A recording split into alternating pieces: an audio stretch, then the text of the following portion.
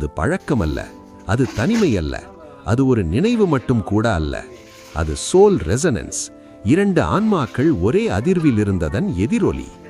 இரண்டு ஆன்மாக்கள் ஒருமுறை ஆழமாக இணைந்து விட்டால் உடல் தூரம், கால இடைவெளி, பேசாமை, ஈகோ எதுவும் அந்த இணைப்பை முழுவதும் துண்டிக்க முடியாது. வெளியில் கனெக்ஷன் இல்லாமல் இருந்தாலும் உள்ளே எனர்ஜி த்ரெட் தொடர்ந்து கொண்டே இருக்கும். அதனால்தான் சில நாட்களில் காரணமில்லாமல் மனம் கனமாக இருக்கிறது. யாரும் துன்பப்படுத்தவில்லை, எதுவும் தவறாக நடக்கவில்லை, ஆனாலும் இதயம் சோர்ந்து போகிறது.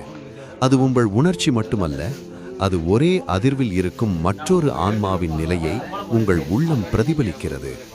ஒருவர் அமைதியாக வலித்தால் மற்றவரின் உள்ளம் காரணமில்லாமல் கனமாக விடும். ஒருவர் இரவில் யாரையோ நினைத்து வானத்தை பார்த்தால் அதே நேரத்தில் இன்னொருவரின் உள்ளம் அசைவடையும்.